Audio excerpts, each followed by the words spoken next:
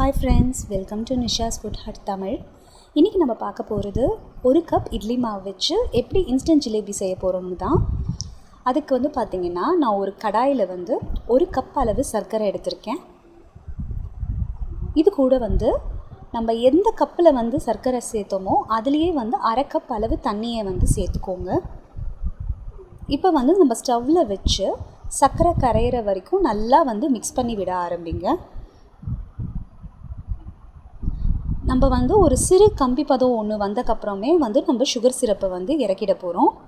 பாருங்கள், சர்க்கரையெல்லாம் கரைஞ்சி கொதிக்க ஆரம்பித்தாச்சு. இப்போ ஏலக்காய் பொடி நான் ஒரு 3/4 ஸ்பூன் அளவு சேர்க்குறேன். நல்லா கலந்து விட்டுக்கோங்க.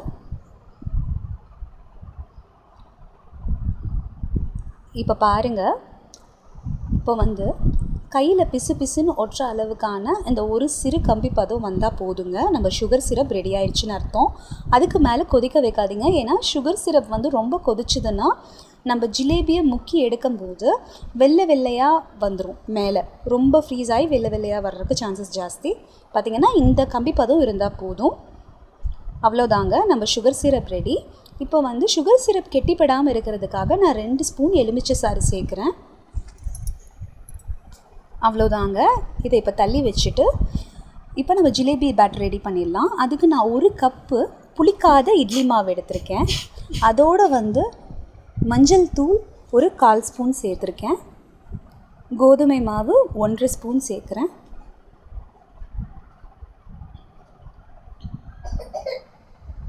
பேக்கிங் சோடா ஒரு பிஞ்ச் சேர்க்குறேன். அவ்வளோதாங்க. இதை இப்போ நம்ம நல்லா கலந்து விட்டுக்கலாம். மஞ்சள் பொடி ஏன் சேர்க்குறேங்கிற விவரம் உங்களுக்கு பின்னாடி நான் சொல்கிறேன். இந்த மாதிரி ஸ்மூத்தாக அந்த பேட்டர் ரெடி ஆகிற வரைக்கும் நல்லா இந்த மாதிரி கைவிடாமல் மிக்ஸ் பண்ணிக்கோங்க. எந்த அளவுக்கு ஸ்மூத்தாக அந்த மாவு இருக்கோ அந்த அளவுக்கு நம்மளுக்கு ஜிலேபி சாஃப்ட் அண்ட் கிறிஸ்பியாக கிடைக்கும்.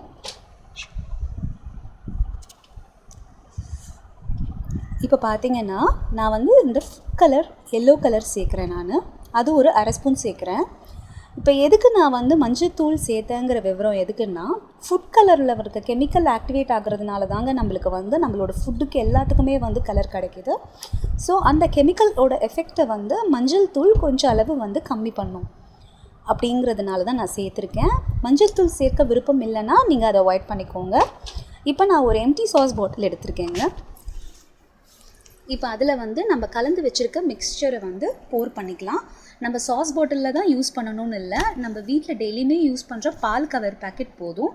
அந்த கார்னரில் இதை ஃபஸ்ட்டு ஃபில் பண்ணிவிட்டு கார்னரில் சின்னதாக கட் பண்ணிவிட்டு நீங்கள் ஜிலேபி ப்ரிப்பேர் பண்ண ஆரம்பிக்கலாம். அவ்வளோதாங்க. இப்போ நம்ம sauce bottle fit and ready. இப்போ நம்ம ஜிலேபி பாருங்கள் ப்ரிப்பேர் பண்ண ஆரம்பிச்சிடலாம். இந்த மாதிரி எண்ணெய் லோ ஃப்ளேமில் இருக்கும்போது ஒரு 4 சுற்று வெளியே சுற்றிட்டு நடுவில் 2 சுற்று சுற்றி விட்டிங்கன்னா நம்ம ஜிலேபி ரெடி. பால் கவரில் பண்ணும்போது உங்களுக்கு அந்த ஷேப் கிடைக்கிறது கொஞ்சம் சிரமமாக இருக்கலாம். இருந்தாலும் நீங்கள் பண்ண சரியாயிடும்.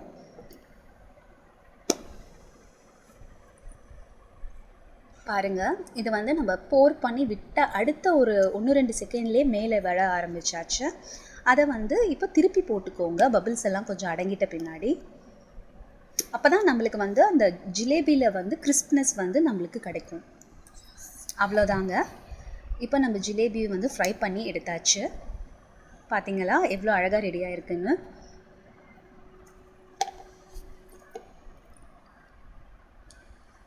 இந்த மாதிரி ஒன்றா எடுத்து வச்சுருங்க.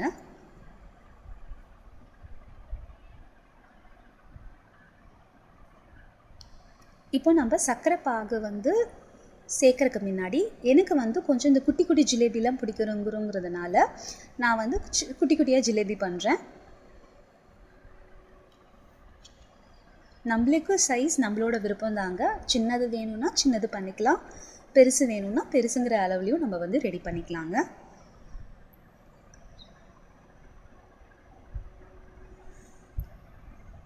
நம்ம மினி ஜிலேபிஸ் எல்லாம் அவ்வளோதாங்க பண்ணியாச்சு. இப்போ சுகர் சிரப் பார்த்திங்கன்னா நான் ஓரளவுக்கு டெம்பரேச்சர் கம்மியாக இருக்கும். சூடு படுத்திக்கோங்க. சூடு படுத்திட்டக்கப்புறம் தான் நீங்கள் ஜிலேபி முக்கி எடுக்க போகிறோம். சுகர் சிரப் எவ்வளோக்கு எவ்வளோ சூடாக இருக்கோ அவ்வளோக்கு அளவு அந்த சுகர் சிரப்போட அந்த ஜூஸினஸ் ஜிலேபியில் இறங்கும். அவ்வளோதாங்க.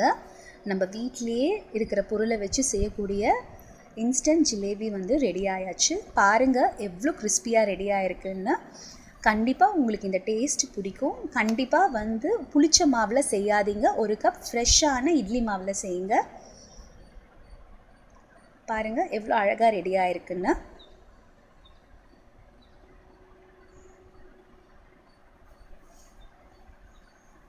இதை கண்டிப்பாக வீட்டில் ட்ரை பண்ணி பாருங்கள். ட்ரை பண்ணிவிட்டு உங்களோட கமெண்ட்ஸை வந்து நம்ம கமெண்ட் செக்ஷனில் வந்து கண்டிப்பாக பதிவு பண்ணுங்கள். நிஷாஸ் ஃபுட் ஹட் தமிழ் சேனலுக்கு சப்ஸ்கிரைப் பண்ணுங்கள். பக்கத்தில் இருக்கிற பெல் ஐக்கானை ப்ரெஸ் பண்ணுங்கள். என்னோடய வீடியோஸ் எல்லாம் ஃபஸ்ட்டு உங்களுக்கு வந்து கிடைக்கும். நன்றி.